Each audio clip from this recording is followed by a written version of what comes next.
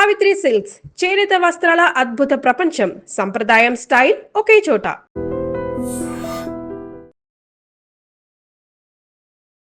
నమస్తే, welcome to I dream. నేను వలి. America అధ్యక్షుడు డొనాల్డ్ ట్రంప్ అనూహ్య నిర్ణయం వెనుక రీజన్ ఏంటి? ఇరాన్ని లేపేస్తాను, ఇరాన్ నాగరికతను పూర్తిగా అంతం చేసేస్తాను అని చెప్పినటువంటి డొనాల్డ్ ట్రంప్ ఎందుకు మాట వెంటనే మార్చేసి 2 వారాల గడువిచ్చినటువంటి పరిస్థితి? దీని వెనకాల అసలు ఏం జరిగింది? ఈ 14 రోజుల పాటు ఇంకా అనూహ్యమైన నిర్ణయాలు తీసుకునే పరిస్థితి ఉందా? ఏం జరగబోతుంది? దీని గురించి క్లియర్గా మనం డిస్కస్ చేద్దాం. ప్రస్తుతం నాతో పాటు స్టూడియోలో ఉన్నారు జియో పొలిటికల్ అనలిస్ట్ శివకుమార్ చారి గారు. మాట్లాడదాం. నమస్తే సార్. శివకుమార్ చారి గారు, ట్రంప్ నిన్న ప్రకటనకి ఎప్పుడైతే డెడ్లైన్ సమీపిస్తున్న సమయంలో ఒక్కసారిగా నిర్ణయం 2 వారాల గడువు. సో అంటే ఈ చేంజ్ని ఏ విధంగా చూడాల్సిన అవసరం ఉంది? ఏం ఆలోచించి, అంటే సమయం ఇద్దామనా, లేకపోతే దీని వెనకాల ఇంకా వేరే వ్యూహం ఏమైనా ఉందా? ఏమనిపిస్తుంది? యాక్చువల్లీ యునైటెడ్ నేషన్ ఆర్గనైజేషన్స్ ఏదైతే ఉందో, వీళ్ళు ఏం చేసినారు అంటే, ఇప్పుడు ఏదైతే యుద్ధం జరుగుతున్న సందర్భంలో వీళ్ళు యాక్చువల్గా ఏంటంటే, యునైటెడ్ నేషన్ ఆర్గనైజేషన్స్ అనేది ఏదైతే వార్ ఉన్న సందర్భంలో పీస్ క్రియేట్ చేయడానికి పీస్ అంబాసిడర్స్ని పంపించి వీళ్ళిద్దరి మధ్యలో ఒక రాజీ కుదిర్చే ప్రయత్నం చేస్తూ ఉంటారు. సో ఇందులో భాగంగా వెరీ రీసెంట్లీ వాళ్ళు సీజ్ ఫైర్కి ఒప్పుకున్నట్టే ఒప్పుకొని తర్వాత మిసైల్స్ వేయడం, తర్వాత డ్రోన్స్ అటాక్ చేయడం, ఇట్లాంటివన్నీ చేశారు. సీజ్ ఫైర్ అని చెప్పేసి అన్నారు, కానీ యుద్ధం ఎక్కడ ఆగలేదు. ఇప్పటికి కంటిన్యూ అయితేనే ఉంది, యుద్ధం ఎక్కడ ఆగలేదు. సీజ్ ఫైర్కి సంబంధించిన అగ్రిమెంట్స్ ఏవైతే ఉన్నాయో, వీళ్ళకి సంబంధించిన డెలిగేట్స్, వాళ్ళకి సంబంధించిన డెలిగేట్స్ ఇద్దరు కూడా డిస్కషన్స్ జరిగినాయి. కానీ ఎక్కడ కూడా వాళ్ళు ఏదైతే అమెరికా కానీ ఇజ్రాయెల్ కానీ వాళ్ళకి సంబంధించిన కండిషన్స్ ఏవైతే ఉన్నాయో ఆ కండిషన్స్ వీళ్ళు కూడా ఒప్పుకునే పరిస్థితి లేదు. సో బేసిక్గా ఈ యుద్ధానికి అసలు మెయిన్ కారణం ఏంది, ఎక్కడి నుంచి అసలు ఈ యుద్ధం ఎందుకు అవుతుంది అనే ఒక గ్రాస్ రూట్లోకి కనుక మనం వెళ్తే, యాక్చువల్లీ ఏంది అని అంటే, ఇజ్రాయిల్ స్టార్టింగ్ నుంచి ఒక ఏదంటే లిటిగెంట్ కంట్రీ, అంటే ఒక స్పై ఏజెన్సీ, అంటే ఒక వ్యక్తికి సంబంధించిన ఇన్ఫర్మేషన్ తీసుకొని బ్లాక్మెయిలింగ్ కంట్రీ అని చెప్పుకోవచ్చు ఇజ్రాయెల్. ఎట్లా అంటే, ఈ కంట్రీ ఉన్న ఉద్దేశం ఏంటంటే, ఈ కంట్రీకి ఒక ఏజెన్సీ ఉంటుంది. అవుట్ సైడ్ ఏజెన్సీ ఒకటి, ఇన్సైడ్ ఏజెన్సీ ఒకటి ఉంటుంది. Out side agency, intelligence agency ఏదైతే ఉందో అది మొసాద్ ఏజెన్సీ. సో ఈ ఏజెన్సీ ఏంటంటే స్టింగ్ ఆపరేషన్సు, స్పై, ఇట్లాంటి ఇవన్నీ కూడా డిఫరెంట్ కంట్రీస్లో, మన ఏరియాలో మన ప్రధానమంత్రి ఎప్పుడు నిద్రపోతాడు, ఎప్పుడు లేస్తాడు, వీళ్ళకి సంబంధించిన ఇష్యూస్ ఏంది, ప్రతి ఒక్క ఇన్ఫర్మేషన్ అనేది ఆ కంట్రీ దగ్గర ఉంటుంది. సో అంత ఇంటెలెక్చువల్ కంట్రీ కాబట్టి ప్రతి ఒక్కరి టాప్ 10, టాప్ 20 కంట్రీస్ సంబంధించిన ఇన్ఫర్మేషన్ అందరికీ, వాళ్ళకి సంబంధించిన వీక్ పాయింట్స్ కానీ, వాళ్ళకి సంబంధించిన ఏవైతే వాళ్ళకి స్ట్రెంగ్త్ అండ్ వీక్నెస్ ఏదైతే ఉందో అది పూర్తి స్థాయిలో ఇన్ఫర్మేషన్ అనేది ఇజ్రాయెల్ గ్యాదర్ చేసుకొని కూర్చుంది ఆల్రెడీ. సో వాళ్ళు ఎంత తెలివైన వాళ్ళంటే, ప్రతి ఒక్క టెక్నాలజీలో వాళ్ళు ముందుంటారు. మన ఏదైతే ఇప్పుడు ఏఐ టెక్నాలజీకి సంబంధించిన ఆపరేషన్స్ కానీ, అట్లాంటి మిషనరీస్ కానీ, కొత్త టెక్నాలజీ లైక్ ఫేస్బుక్ కానీ, ఇట్లాంటికి సంబంధించిన ఇన్నోవేషన్స్ అన్నీ కూడా ఆ కంట్రీస్ నుంచే చాలామంది కొనుక్కున్నారు. సో వాళ్ళందరూ కూడా 8 స్ట్రైక్ జెట్స్ కానీ, కొత్త అడ్వాన్స్డ్ టెక్నాలజీకి సంబంధించిన ఏదైతే ఆర్మీకి సంబంధించిన ఎక్విప్మెంట్ ఏదైతే ఉందో అదంతా కూడా ఇజ్రాయెల్ టెక్నాలజీనే చాలామంది వాడతారు.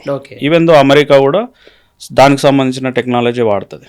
సో ఇక్కడ అంతా కూడా చూస్తే మీరు ఆ యొక్క కంట్రీ వచ్చేసి 1948లో ఏర్పడింది, ఇజ్రాయెల్ అనే కంట్రీ. ఈ కంట్రీ కూడా వాళ్ళకి లేదు యాక్చువల్గా. ఎప్పుడైతే జర్మనీ సెకండ్ వరల్డ్ వార్లో జర్మనీలో హిట్లర్ యూదులను విపరీతంగా దగ్గర 60 లక్షల మందిని చంపడంతో వాళ్ళకి ఎక్కడ కూడా స్వేచ్ఛ, రక్షణ అనేది లేకపోయేసరికి వాళ్ళు అందరూ కలిసి ఒక దగ్గర ఇజ్రాయెల్ అనే ఒక కంట్రీ నిర్మించుకోరు. దాన్ని కూడా ఇరాన్ లేకపోతే ఇరాక్ ఇవైతే ఏదైతే వాళ్ళ చుట్టూ ఉన్న కంట్రీస్ ఏమైతే ఉన్నాయో, సౌదీ అరేబియా కావచ్చు, ఇట్లాంటి ముస్లిం కంట్రీస్ ఏవైతే ఉన్నాయో ఇవన్నీ వ్యతిరేకించింది. సో డే 1 నుంచి వాళ్ళు ముస్లిం కంట్రీస్లో మధ్యలో ఉంటూ వాళ్ళకు సంబంధించిన బౌండరీస్, పాలస్తీన్ కావచ్చు, లేకపోతే మన సిరియా కావచ్చు, ఇట్లాంటి కంట్రీస్ అన్నీ ఏదైతే బౌండరీస్ షేర్ చేసుకుంటున్నాయో అన్నిటి మీద కూడా వాళ్ళు ఎప్పుడు యుద్ధాలు చేస్తూనే ఉంటారు. వాళ్ళకి సంబంధించిన టెక్నాలజీని వాడుకొని వాళ్ళ ఎయిర్ స్ట్రైక్ చేస్తుంటారు. మీరు చూడొచ్చు, లాస్ట్ టైం ఇజ్రాయెల్ తోటి, తర్వాత పాలెస్టైన్, తర్వాత ఇప్పుడు ఇరాన్ తోటి యుద్ధం చేస్తూ ఉంది. ఈ యుద్ధం కూడా తెలివితో ఎట్లా చేస్తుందంటే అమెరికాను మధ్యలో పెట్టుకొని, అంటే యునైటెడ్ నేషన్లో ఉన్న ఏదైతే కంట్రీస్ ఉన్నాయో టాప్ 5 కంట్రీస్లో అమెరికా ఒకటి. America, Russia, China, France, UK, ఈ 5 కంట్రీస్ ఏంటంటే powerful countries in UNO, United Nation Organization. ఈ యుఎన్ ఎట్లాంటిది అంటే ఒక పవర్ఫుల్ కంట్రీ ఏదైతే ఒక యుఎన్ తీసుకున్న డిసిజన్ని వాళ్ళు ఒకవేళ వద్దు అని అనుకుంటే ఆ డిసిజన్ని క్యాన్సిల్ చేసుకునే అధికారం మన ఏ కంట్రీ కన్నా ఉంది. ఈ 5 కంట్రీస్లో, టాప్ 5 కంట్రీస్లో తీసుకున్న ఒక డిసిజన్ ఒక కంట్రీ వ్యతిరేకించిందంటే ఇంకా అది వాడొద్దు, అంతే. ఇక అది కథం. ఈ యుఎన్కి ఎట్లా ఉంది అంటే కూరలు లేని పాము. దానికి ఒక United Nation Organization international law అని చెప్పేసి ఒకటి పెట్టి దానికి కూరలు లేని పాము వేసి ఈ 5 కంట్రీస్ మాత్రమే వాడుకుంటాయి. అంతే. ఈ 5 దేశాల చెప్పు చేతుల్లో ఉంది, ఈ 5 బంధించేసి ఉంది. సో వీళ్ళకి సంబంధించిన ఏదైనా ఇష్యూస్ కానీ, ట్రేడ్కి సంబంధించిన ఇష్యూస్ కానీ వీళ్ళు ఏదైనా ఫైల్ చేస్తే ఇమీడియట్ రియాక్షన్ ఉంటుంది. దాంట్లో చాలామంది ఉన్నారు. 195లో 193 కంట్రీస్ దీంట్లో ఉన్నాయి. కాకపోతే ఇక్కడ ఏంది అని అంటే ఈ 5 కంట్రీస్ చేతిలోనే ఈ యొక్క యుఎన్ఓ ఉంది. సో ఏదొక కంట్రీ పైన యుద్ధం జరిగినా, ఏ యొక్క టెర్రరిస్ట్ అటాక్ అయినా, ఏదైనా కూడా దీని యుఎన్ఓ ఇన్వాల్వ్ కావాలి. యుఎన్ఓ పెట్టిందే ఆఫ్టర్ సెకండ్ వరల్డ్ వార్ తర్వాత. యుఎన్ఓ పెట్టిన తర్వాత చాలా వార్స్ అయినా కూడా ఎక్కడ కూడా యుఎన్ఓ స్ట్రిక్ట్గా ఎక్కడ కూడా ఇన్వాల్వ్ కాలే. దానికి సపరేట్ స్పేస్ లేదు, దానికి సపరేట్ ఆర్మీ లేదు, సపరేట్ వ్యవస్థ లేదు. జస్ట్ యుఎన్ఓ అని ఒకటి పెట్టారు, కానీ దానికి ఎటువంటి వ్యవస్థ లేదు. వాళ్ళు ఎవరిపైన యాక్షన్ తీసుకునే అంత కెపాసిటీ ఆర్గనైజేషన్కి లేదు. చర్చల కన్నా అవకాశం ఉందా సార్? యాక్చువల్లీ పీస్ అంబాసిడర్స్ని వాళ్ళు పంపిస్తారు.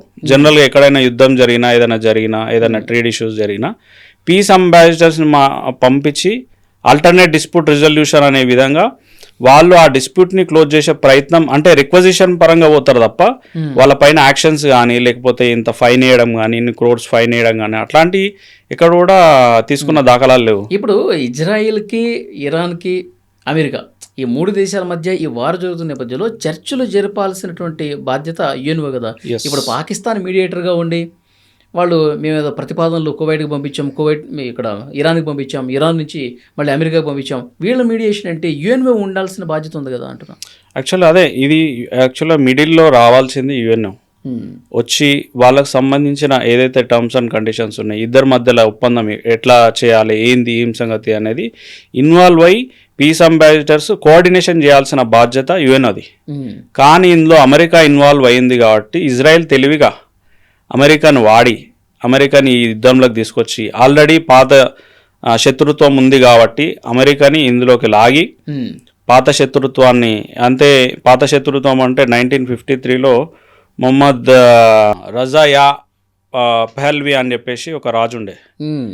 అంతకుముందు ఒక రాజు డెమోక్రటిక్ వేలో ఎన్నికైన సందర్భంలో ఈ యొక్క అమెరికా ఏం చేసిందంటే ఈ ఆయిల్ సంబంధించిన ఏదైతే నిల్వలు ఉన్నాయో అవన్నీ వాళ్ళు తీసుకోవాలి, వాళ్ళు వాడుకోవాలి. కాబట్టి ఆ యొక్క డెమోక్రటిక్ వేళ ఎన్నికైన రాజు ఉంటే, కింగ్ ఉంటే మేము ఇవన్నీ తీసుకోలేము కాబట్టి ఏం చేశారంటే ఆ యొక్క కింగ్ని వీళ్ళు పడగొట్టి, ఆయన యొక్క గవర్నమెంట్ పడగొట్టి దాని తర్వాత ఒక రాజుని, అంటే ఒక కింగ్డమ్ని ఏర్పాటు చేశారు. కింగ్డమ్ని ఏర్పాటు చేసిన తర్వాత ఆ కింగ్ ఎస్పెషల్లీ అమెరికా కోసం నెంబర్ ఆఫ్ ఆయిల్ ప్రొడక్ట్స్ అనేటివి వాళ్ళకు పంపించడం జరిగింది. ఆయిల్ ట్యాంకర్స్, వాళ్ళకు సంబంధించిన క్రూడ్ ఆయిల్ ఏదైతే ఉందో ప్రతి ఒక్క ఆ యొక్క ఏరియాలో ఏదైతే ఇరాన్లో ఉందో ప్రతి ఒక్కటి అమెరికా డైరెక్ట్గా వాడుకునేది.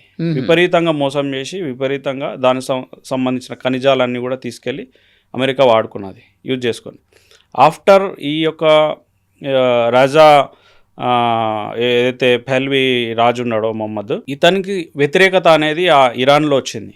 ఇరాన్లో వచ్చిన తర్వాత ఏదైతే ఇప్పుడు మొన్న ఖమేనీ 1979లో ఆయన ఈ యొక్క ముస్లిం సంబంధించిన రాజ్యాన్ని అక్కడ ఏర్పరిచారు. అక్కడ డెమోక్రాటిక్గా లేకపోతే ఇంకో ఓన్లీ మతపరమైన కంట్రీ అది.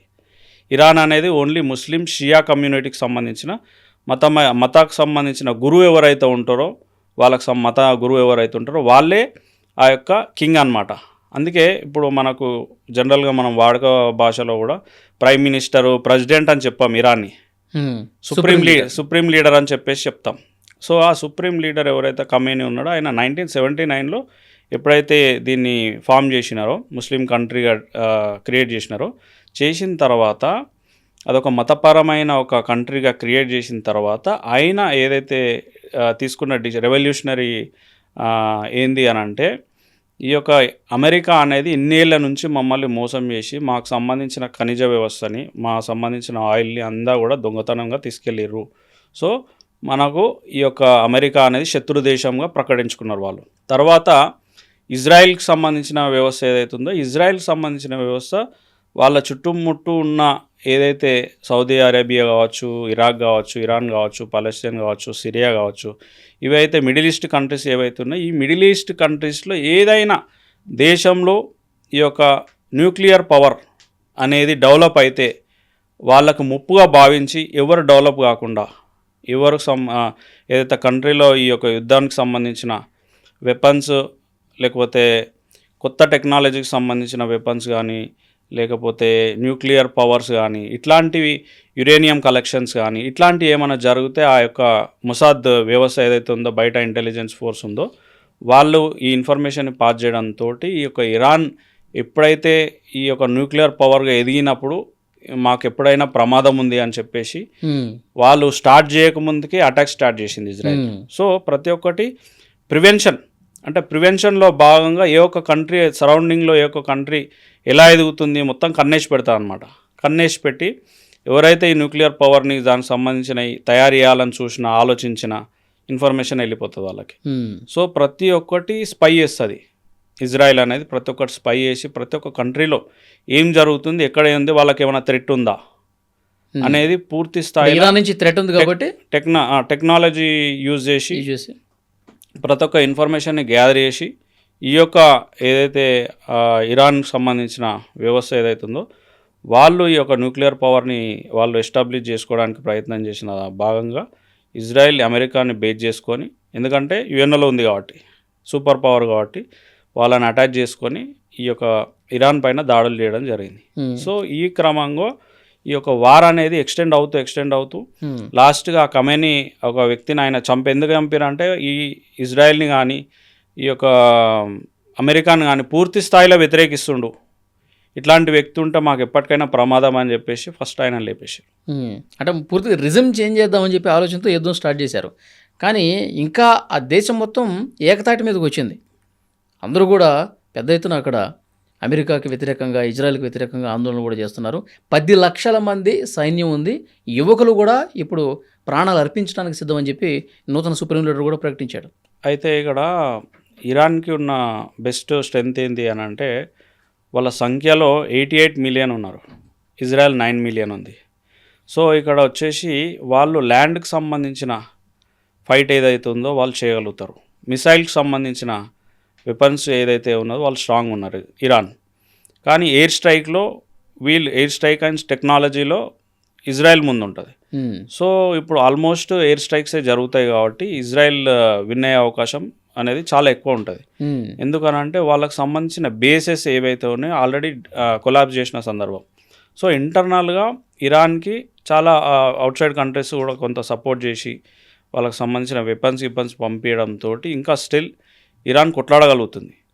కానీ ఈ యొక్క సిచ్యువేషన్లో ఏంది అని అంటే వాళ్ళకి సంబంధించిన ఫైనాన్షియల్ పవర్ కానీ, లేకపోతే వాళ్ళకి సంబంధించిన మిలిటరీకి సంబంధించిన వ్యవస్థలు ఏవైతే ఉన్నాయో వాటిని అన్నిటినీ ఆల్మోస్ట్ ఎయిర్ స్ట్రైక్స్ తోటి ఇజ్రాయెల్ ఆల్రెడీ డ్యామేజ్ చేసింది.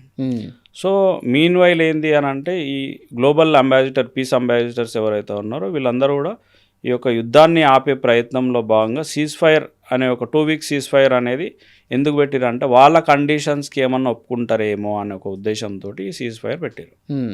సీజ్ ఫైర్ ఎక్కడ కూడా దాన్ని ఫాలో అవ్వట్లేదు. ఓకే, సో ఇప్పుడు అమెరికా డే 1 నుంచి ఫిబ్రవరి 28 యుద్ధాన్ని స్టార్ట్ చేసి సుప్రీం లీడర్ని చంపిన దగ్గర నుంచి ఈ రోజు వరకు ట్రంప్ ప్రకటనలు మీరు అబ్జర్వ్ చేస్తుంటారు.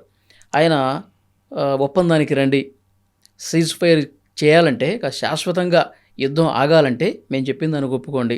ఆ న్యూక్లియర్ అది యురేనియం ఎన్రిచ్మెంట్ ఏదైతే ఉందో దాన్ని పూర్తిగా మీరు ఆపేసేయాలి. హర్ముజ్ జలసంధి ఏదైతే ఉందో దాన్ని ఫ్రీ అప్ చేసేయాలి. సో ఇలాంటి కొన్ని కండిషన్స్ పెట్టింది. కానీ ఇరాన్ మాత్రం దానికి ఎక్కడ యాక్సెప్ట్ చేసినటువంటి పరిస్థితి లేదు. ఈ 2 వారాలు గడువిచ్చినా శాంతియుతంగా జరిగే పరిస్థితి కనిపిస్తుందా లేదా? యాక్చువల్ ఏంది అని అంటే ఇరాన్ ఒక ఎట్లాంటి కంట్రీ అంటే ఒకసారి వార్ అనేది వాళ్ళు స్టార్ట్ చేసిరు అని అంటే వాళ్ళు అవతల ఆపినా వీళ్ళు ఆగరు.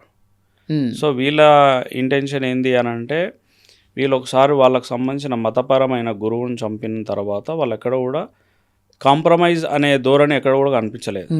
మీరు అమెరికా ఉండని లేకపోతే ఇజ్రాయెల్ ఉండని వాళ్ళిద్దరు కలిసి ఫైట్ చేసినప్పుడు కూడా ఇజ్రాయెల్ ఎక్కడ కూడా తగ్గలేదు. ఇజ్రాయెల్ అమెరికాకు సంబంధించిన ఏదైతే మిసైల్స్ సంబంధించిన విషయాలు ఉన్నాయో దానికి సంబంధించిన ఎయిర్ స్ట్రైక్లో చాలామందిని డిఫీట్ చేసింది. సో ఇట్లాంటి సందర్భంలో వీళ్ళు ఏదైతే అమెరికా ఉన్నదో అమెరికా దీంట్లో ఏం చేస్తుందంటే ప్రతి ఒక్క ఏదైతే ఎయిర్ బేస్ సంబంధించిన అంశాలు ఉన్నాయో లేకపోతే మిలిటరీకి సంబంధించిన అంశాలు డ్యామేజ్ చేసిన తర్వాత అడుగుతాడు. ఏదైతే మన ట్రంప్ ఉన్నాడో అడుగుతున్నాడు ఏదైతే డ్యామేజ్ చేసి వస్తావా నువ్వు కాంప్రమైజ్కి, నువ్వు లేకపోతే నేను నా కండిషన్స్కి ఒప్పుకుంటావా లేకపోతే మళ్ళీ స్ట్రైక్ చేయమంటావా. ఇట్లాంటి సందర్భంలో ఇరాన్ వెనకడుగు వేయకుండా ఒక ధైర్యంతో వీళ్ళిద్దరిని ఎదుర్కొంటున్న సందర్భంలో సీజ్ ఫైర్ అనే అంశము కాంప్రమైజ్ అనే అంశము అమెరికానే ముందు తీసుకొస్తుంది. జస్ట్ ఏంది అని అంటే ఆధిపత్యం ప్రపంచంలో నేను ఒక అమెరికా అధ్యక్షుడిని, నేనున్న పీరియడ్లో నేను నా హవా చూపించుకోవాలి, లేదా నేను ఒక హిస్టరీలో నేను ఒక పీస్ అంబాసిడర్గా నేను అన్ని కంట్రీస్ సంబంధించిన యుద్ధాలు ఆపిన, అన్ని కంట్రీస్ సంబంధించిన పెత్తనం నేనే చేసిన అని ఒక చూపించుకోవడానికి ఒక ట్రంప్ యొక్క యాక్షన్స్ ఏవైతున్నాయో అవన్నీ మనకి ఫస్ట్ నుంచి కూడా మాట మార్చటం, నేను అది చేస్తా ఇది చేస్తా అని చెప్పడం, మళ్ళీ వెనకడుగు వేయడం, ఇదంతా ట్రంప్ చేస్తూ ఉన్నాడు. కానీ ఇరాన్ మాత్రం ఫిబ్రవరి 28 నుంచి ఒకటే మాట మీద ఉంది. సో ఇక్కడ ఏంది అని అంటే ఇరాన్ అనేది ఒక క్లారిటీ తోటి ఉంది. సో ఇరాన్ సంబంధించిన వ్యవస్థలో ప్రతి ఒక్క కంట్రీ దగ్గర మిసైల్స్ ఉన్నాయి, ప్రతి ఒక్క కంట్రీ దగ్గర న్యూక్లియర్ వెపన్స్ ఉన్నాయి. చాలా కంట్రీస్ వరకు ఎవరి కంట్రీస్కి సంబంధించిన ప్రొటెక్షన్ వాళ్ళు చేసుకొని ఉన్నారు. అవును. సో ఇరాన్ చేసుకోవడంలో తప్పేముంది? ఇరాన్ వాళ్ళకి సంబంధించిన సేఫ్టీ అండ్ సెక్యూరిటీ పర్పస్లో ఒక న్యూక్లియర్ పవర్గా వాళ్ళు తయారైతే తప్పేముంది అనే క్వశ్చన్ వాళ్ళు చేస్తున్నారు. వాళ్ళ క్వశ్చన్ ఇజ్రాయెల్కి భయంగా ఉంది, న్యూక్లియర్ వెపన్స్ అని స్ట్రేట్గా ఉంది. జస్ట్ ఈ ఫైట్ ఏంటంటే ఇన్సెక్యూరిటీ తోటి ఈ యొక్క ఇజ్రాయెల్ ఏదైతే ఉందో, ఇజ్రాయెల్ కానీ అమెరికా కానీ వీళ్ళు ఎప్పటికైనా మాకు ప్రమాదం అయ్యే అవకాశం ఉంది అని చెప్పేసి ముందు జాగ్రత్తతోటి వీళ్ళు ఎదగకుండా ఏదైతే తీసుకున్న నిర్ణయం ఏది ఉందో జస్ట్ ఈ ఒక్క రీజన్ తోటే ఈ వార్. ఈ సీజ్ ఫైర్లో కూడా కొన్ని దాన్ని ఏమంటారు నిబంధనలు పాటించట్లేదు, రూల్స్ వయలేషన్ జరుగుతోంది. సీజ్ ఫైర్ మాట్లాడేది తప్ప ఇది అమల్లో లేదు. డొనాల్డ్ ట్రంప్ చెప్పేశాడు కదా, 2 వారాల పాటు సీజ్ ఫైర్ జరుగుతోంది, దానికి ఇరాన్ కూడా సమ్మతించింది, ఈ 14 రోజుల పాటు డిస్కషన్స్ జరుగుతాయి. సీజ్ ఫైర్ అంశం వచ్చిన తర్వాత కూడా చాలా వరకు ఇరాన్ పైన మిసైల్స్ కానీ ఎయిర్ స్ట్రైక్స్ కానీ జరిగినాయి. జరిగిన తర్వాత వీళ్ళు కూడా వాళ్ళపైన అటాక్స్ చేస్తూ ఉన్నారు. ఎక్కడ కూడా యుద్ధం ఆగలేదు. సీజ్ ఫైర్ అనేది బయటికి ఇజ్రాయెల్ లెబనాన్ మీద దాడి చేస్తానే ఉంది. యా అయితే ఇక్కడ ఏంది అని అంటే ఇరాన్ యొక్క దేశం ఎట్లాంటి ఐడియాలజీ అంటే ఈ ఇరాన్ వచ్చేసి ప్రాక్సీ వార్ ఎక్కువ ఎంకరేజ్ చేస్తుంది. ప్రాక్సీ వార్ అంటే ఇండైరెక్ట్ యుద్ధాలు చేస్తూ ఉంటుంది. లైక్ హజ్బుల్లా అని చెప్పేసి ఒక వ్యవస్థ ఉంటుంది, హజ్బుల్లా అని చెప్పేసి ఒక వ్యవస్థ ఉంటుంది. సో వీళ్ళని వేరే ఒక కంట్రీ మీదకి పంపించేసి ఉగ్రవాద సంస్థలు ఏవైతే ఉంటాయో అట్లాంటి సంస్థలకి ఇప్పుడు లైక్ ఇజ్రాయెల్ పక్కన ఏదైనా ఉంది, లేకపోతే ఇంకా వాళ్ళకి సంబంధించిన పడని ఏదైతే కంట్రీస్ ఉన్నాయో అక్కడికి సంబంధించిన ఉగ్రవాద దాడులు చేపిస్తూ ఉంటుంది. డైరెక్ట్ వార్ ఇరాన్ చేయదు. ఇరాన్ వీళ్ళందరి ఏదైతే ఉగ్రవాద సంస్థలు ఉన్నాయో వీళ్ళందరికీ వాళ్ళు వెపన్ సప్లై చేస్తారు, వీళ్ళందరికీ ఫైనాన్షియల్ సపోర్ట్ చేస్తారు, వీళ్ళందరికీ మెటీరియల్ సప్లై చేస్తారు.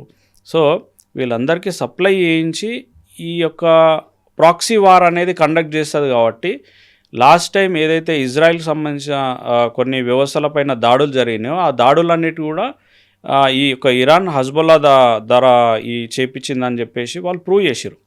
సో ప్రూవ్ చేసిన తర్వాత ఇండైరెక్ట్ ప్రాక్సీ వార్ చేస్తున్నది కాబట్టి సో వీళ్ళు ఒకవేళ న్యూక్లియర్ బాంబ్స్ అనేది వీళ్ళు ఎస్టాబ్లిష్ చేయగలిగితే రేపు ఫ్యూచర్లో వీళ్ళతో ఎప్పుడైనా ప్రమాదమే అని చెప్పేసి ఒక వార్. సార్ ఇప్పుడు ఈ 2 వారాల పాటు డిస్కషన్స్ జరిగినాయి అనుకుందాం.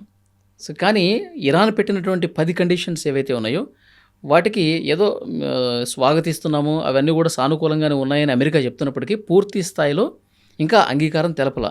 ఈ 2 వీక్స్ పాటు డిస్కషన్ జరిగి ఫెయిల్ అయితే, విఫలమైతే ఏం జరగబోతుందంటారు? యాక్చువల్లీ ఏంది అని అంటే ఈ ఇజ్రాయిల్ ఏదైతే మెయిన్ సూత్రధారి ఒక యుద్ధానికి సంబంధించిన అమెరికా యాక్చువల్గా ఏంటంటే ఒక సపోర్టివ్ కంట్రీ అది ఇజ్రాయిల్కి. ఈ యొక్క యుద్ధంలో ఒక బ్యాక్లో ఒక పెద్దన్న లెక్క ఉన్నాడు తప్ప యాక్చువల్ యుద్ధం చేసేది Israel. So terms and conditions ఏవైతే ఇంపోజ్ చేసిరో వాళ్ళకు ఒక న్యూక్లియర్ పవర్ అనేది వీళ్ళ దగ్గర ఉండొద్దు, యురేనియం కలెక్షన్స్ అనేవి ఆపేయాలి, ఈ మెయిన్ కండిషన్స్. సో ఈ కండిషన్స్ వీళ్ళు ఎట్లా ఒప్పుకుంటారు?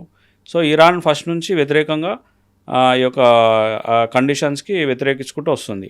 సో వాళ్ళకు సంబంధించిన ఏదైతే కండిషన్స్ ఉన్నాయో ఈ యొక్క సీజ్ ఫైర్లో కూడా అది ఆగే ప్రసక్తి లేదు. సో ఫర్దర్గా కూడా ఈ యొక్క యుద్ధం జరిగే అవకాశం అనేది ఎక్కువగా అనిపిస్తుంది.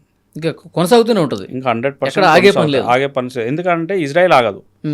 ఇజ్రాయిల్ ఏంది అని అంటే అవతల వ్యక్తి తన కంట్రోల్ వచ్చేంత వరకు వాళ్ళు దెబ్బలు కొడుతూనే ఉంటారు. ఆ రేంజ్లో ఉంటుంది. ఇజ్రాయిల్కి సంబంధించిన ఐడియాలజీ అనేది వెరీ డిఫరెంట్ ఐడియాలజీ, ఎవ్వరు క్యాచ్ చేయలేరు. ఎవ్వరు క్యాచ్ చేయలేరు.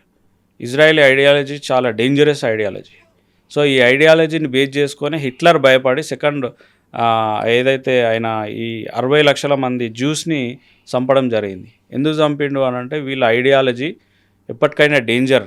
వీళ్ళు ఫస్ట్ వరల్డ్ వార్లో మాకు చాలా మోసం చేశారు, వీళ్ళ వల్ల మేము ఓడిపోవాల్సి వచ్చింది అని చెప్పేసి ఈ యొక్క హిట్లర్ ఏదైతే ఉందో అందుకే ఈ జర్మనీలో ఉన్నటువంటి జ్యూస్ ఎవరైతే ఉన్నారో వీళ్ళందరినీ కూడా ఇది గ్యాస్ బంకర్లలో వీళ్ళందరినీ విపరీతమైన ఊచకోత పోసి వీళ్ళందరినీ చంపడం ఎందుకు జరిగింది అని అంటే వీళ్ళ యొక్క ఐడియాలజీ అనేది డేంజరస్ ఐడియాలజీ.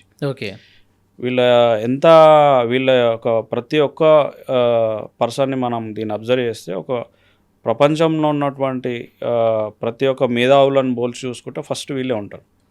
మేధావులలో కానీ ప్రతి ఒక్క దాంట్లో ప్రతి ఒక్క రంగంలో వీళ్ళ వీరంగం ఉంటుంది. సో ఆ కాన్సెప్ట్లో వీళ్ళు ఎప్పటికైనా ప్రమాదమే అని చెప్పేసి హిట్లర్ ఆ టైంలో వీళ్ళని చంపడం జరిగింది. సో తర్వాత వాళ్ళందరూ పారిపోయి లేదు ఒక కంట్రీస్ నుంచి అక్కడ నుంచి ఇక్కడ నుంచి వాళ్ళంతా 1948లో ఇది ఆఫ్టర్ సెకండ్ వరల్డ్ వార్ తర్వాత అక్కడ ఎస్టాబ్లిష్ చేసుకొని మళ్ళీ డెవలప్ అవుతూ మెల్లిమెల్లి 49లో మళ్ళీ వార్ స్టార్ట్ చేసారు.